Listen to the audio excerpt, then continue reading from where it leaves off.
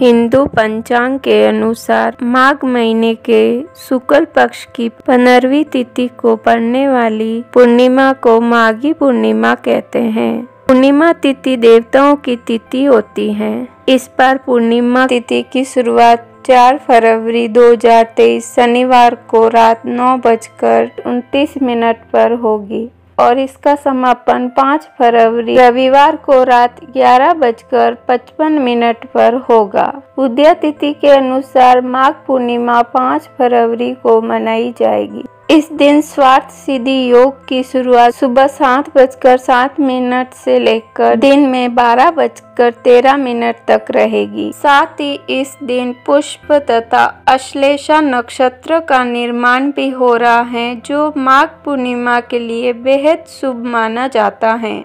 माघ पूर्णिमा का महत्व। धार्मिक मान्यताओं के अनुसार 27 नक्षत्रों में एक मघा से माघ पूर्णिमा की उत्पत्ति हुई है। इस दिन गंगा या संगम में डुबकी लगाने के बाद दान पुण्य करने से व्यक्ति को पापों से मुक्ति मिल जाती है और स्वर्ग लोक की प्राप्ति होती है। माघ पूर्णिमा पर खुद भगवान विष्णु गंगा जल में वास करते हैं। वह इस दिन देवतागण मानव रूप धारण कर धरती पर गंगा स्नान के लिए आते हैं। इसीलिए इस दिन गंगा स्नान का महत्व खास हो जाता है। ऐसी मान्यता है कि इस दिन गंगा जल को स्पर्श मात्र से शरीर के सारे रोग दूर हो जाते हैं, पापों का नाश हो जाता है। माघ पूर्णिमा के दिन स्नान के बाद ध्यान और जप तप से भगवान विष्णु प्रसन्न होते हैं। इस दिन दान करने का बड़ा महत्व है।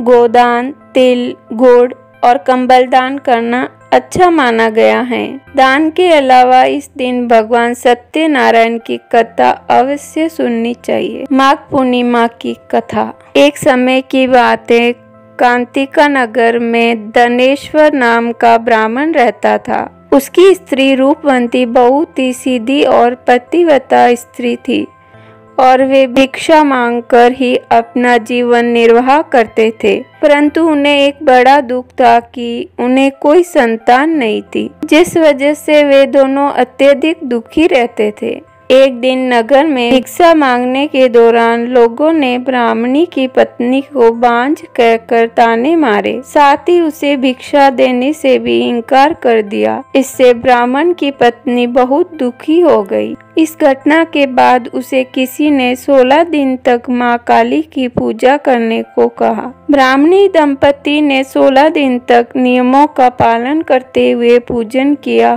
दंपति की पूजा से प्रसन्न होकर 16वें दिन मां काली प्रकट हुई और उसे गर्भवती होने का वरदान दिया। इसके साथ ही उन्होंने यह भी कहा कि पूर्णिमा के दिन एक दीपक जलाना और धीरे धीरे हर पूर्णिमा पर एक एक दीपक बढ़ा देना। ऐसा कम से कम 32 संख्या तक करना और दोनों पति पत्नी मिलकर पूर्णिमा का व्रत रखे। मां काली के कहे अनुसार ब्राह्मण दंपति ने पूर्णिमा को दीपक जलाने शुरू कर दिए और व्रत रखे। ऐसा करने से ब्राह्मणी गर्भवती हो गई। कुछ समय बाद ब्राह्मणी ने एक पुत्र को जन्म दिया। इस पुत्र का नाम देवदास रखा, लेकिन देवदास अल्पायु था। देवदास के बड़े होने पर उसे मामा के साथ पढ़ने के लिए काशी भेज दिया। काशी में एक दुर्घटना घटी, जिस कारण धोखे से उसका विवाह हो गया। कुछ समय बाद काल उसके प्राण लेने आया,